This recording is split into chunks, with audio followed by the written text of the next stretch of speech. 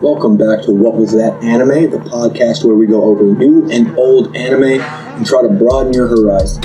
This time, our anime in question, the Darwin Incident. Now, before we get into it, go ahead and like, comment, and subscribe or follow on your favorite podcast platform, and if you're watching us on YouTube. So we start the anime, and first things first, this is America. The government is cracking down on animal rights activism, and an eco-terrorist group is attacking a science and research foundation.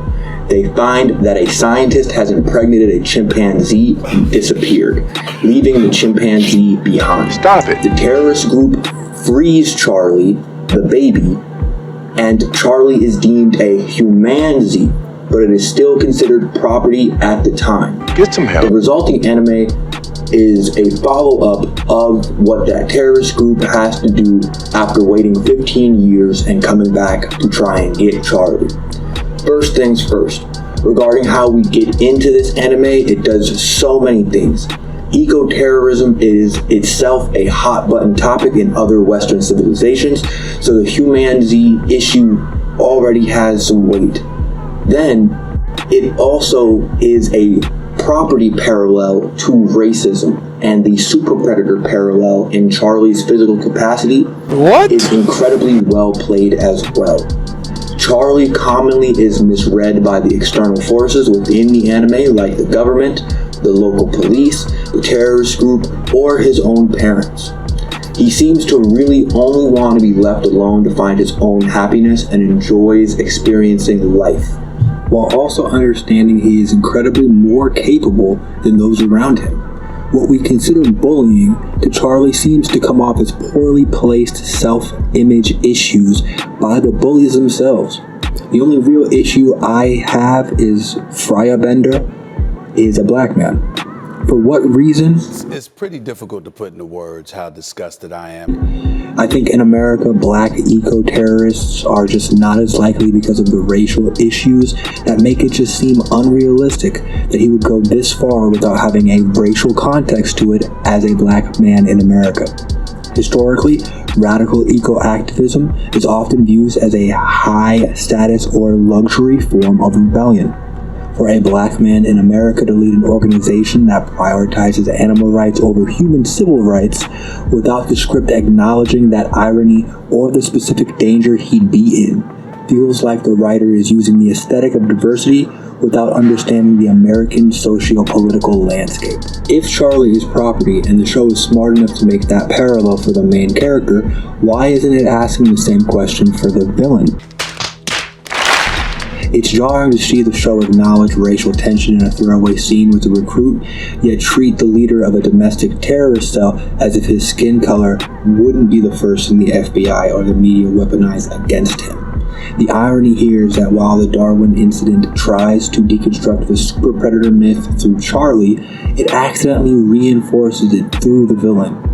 By casting a black man as this radical, hyper-competent terrorist leader and then refusing to acknowledge his race at scale with the government reaction to him, the show trips into a historical American stereotype it clearly isn't equipped to handle. It turns a character who should be complex into a visual shorthand for danger, which feels like a major misstep for a series that's supposed to be about the nuance of personhood. Now let's talk about Lucy. Honestly, she's a fantastic lead. She's smart, she's loyal, she's basically the ride or die every protagonist needs. They give her this background as a test tube baby, as an individual born via donation, which serves as her bridge to Charlie. She's an other in her own right, which is why she doesn't see a humanzee, she just sees a peer. However, while she's a solid 8 out of 10 character, her arc is a bit static. Once she decides she's with Charlie, that's it. There isn't a massive internal struggle or evolution anymore. She just becomes his emotional anchor, and frankly, with how this world is built, she's probably going to end up legally owning Charlie if the writer doesn't figure out the actual American government policy structure needed to make this world make sense. She's the heart of the show, but she's also a bit of a safety net for the narrative. So who is the Darwin Incident for?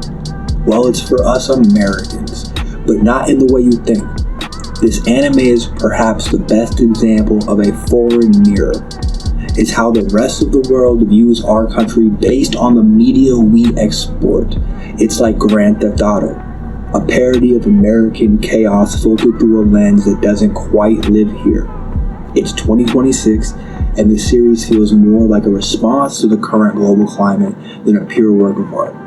It's a Japanese creator looking at the polarization, the domestic extremism, and the history of the United States and trying to say something profound. Even when it fumbles the execution, like with the villain, it's fascinating to see our own social issues reflected back at us with a sci-fi twist. Rating this is a tough one because the quality is a bit of a seesaw. The first 2/3, absolute fire. Solid 9 out of 10. Tension, biomedical sci-fi, introduction of Charlie's Superpredator capacity, all top tier. The final stretch, it dips to about a 7 out of 10.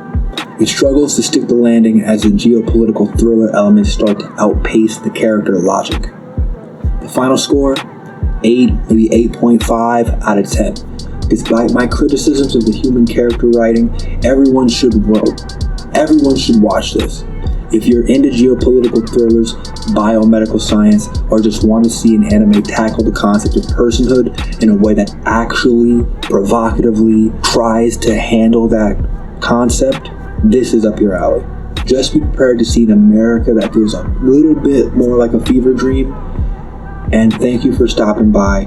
Drop a like, comment, subscribe for more anime content, and we'll see you next time.